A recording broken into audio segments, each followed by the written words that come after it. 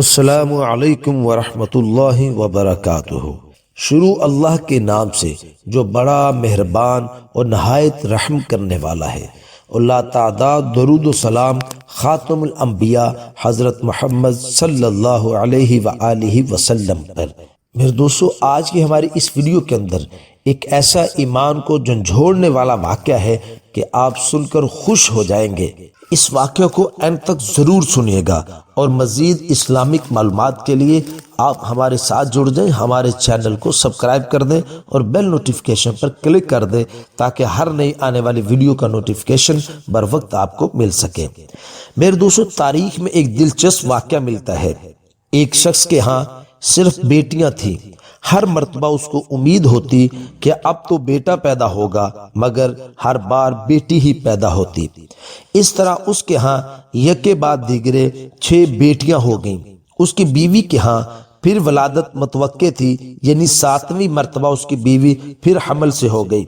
وہ ڈر رہا تھا کہ کہیں پھر لڑکی پیدا نہ ہو جائے۔ شیطان نے اس کو بہکایا، چنانچہ اس نے ارادہ کر لیا کہ اب بھی لڑکی پیدا ہوئی تو میں اپنی بیوی کو طلاق دے دوں گا۔ اس کی اس کج فہمی پر غور کریں، بھلا اس میں بیوی کا کیا قصور؟ رات کو سویا تو اس نے عجیب و غریب خواب دیکھا۔ اس نے دیکھا کہ قیامت برپا ہو چکی ہے، اس کے گناہ بہت زیادہ ہیں جن کے سبب اس پر جہنم واجب ہو چکی، لہذا فرشتوں نے اس کو پکڑا اور جہنم کی طرف لے گئے۔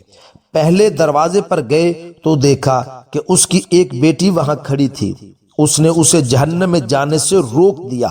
فرشتے اسے لے کر جہنم کے دوسرے دروازے پر چلے گئے۔ وہاں اس کی دوسری بیٹی کھڑی تھی جو اس کے لیے آڑ بن گئی۔ اب وہ تیسرے دروازے پر اسے لے گئے۔ وہاں تیسری لڑکی کھڑی تھی جو رکاوٹ بن گئی۔ اس طرح فرشتے جس دروازے پر اسے لے کر جاتے، وہاں اس کی ایک بیٹی کھڑی ہوتی جو اس کا دفاع کرتی اور جہنم میں جانے سے روک دیتی۔ غرض یہ کہ فرشتے اسے جہنم کے 6 دروازوں پر لے کر گئے، مگر ہر دروازے پر اس کی کوئی نہ کوئی بیٹی رکاوٹ بنتی چلے گئی۔ اب 7واں دروازہ باقی تھا۔ فرشتے اس کو لے کر اس دروازے کی طرف چل دیے۔ اس پر گھبراہٹ طاری ہو گئی کہ اس دروازے پر میرے لیے رکاوٹ کون بنے گا۔ اسے معلوم ہو گیا کہ جو نیت اس نے کی تھی وہ غلط تھی۔ وہ شیطان کے بہکاوے میں آ گیا تھا۔ انتہائی پریشان اور خوف و دہشت کے عالم میں اس کی آنکھ کھل چکی تھی اور اس نے اللہ رب العزت کے حضور اپنے ہاتھوں کو بلند کیا اور دعا کی، اللہم ارزقنا سابعہ، اے اللہ مجھے 7ویں بیٹی بھی عطا فرما۔ اس لیے جن لوگوں کا قضاء و قدر پر ایمان ہے، انہیں لڑکیوں کی پیدائش پر رنجیدہ خاطر ہونے کی بجائے خوش ہونا چاہیے۔ ایمان کی کمزوری کی وجہ سے جن بدعقیدہ لوگوں کا یہ تصور بن چکا ہے کہ لڑکیوں کی پیدائش کا سبب ان کی بیویاں ہیں، یہ سراسر غلط ہے۔ اس میں بیویوں کا یا خود ان کا کوئی عمل دخل نہیں، بلکہ میاں بیوی تو صرف ایک ذریعہ ہے، پیدا کرنے والی ہستی تو صرف اللہ وحدہ لا شریک لہ کی ہے۔ وہی جس کو چاہتا ہے لڑکا دیتا ہے، جس کو چاہتا ہے لڑکی دیتا ہے، جس کو چاہتا ہے لڑکے اور لڑکیاں ملا کر دیتا ہے، اور جس کو چاہتا ہے بانجھ بنا دیتا ہے۔ ایسی صورت میں ہر مسلمان پر واجب ہے کہ اللہ کی قضاء اور قدر پر راضی ہو۔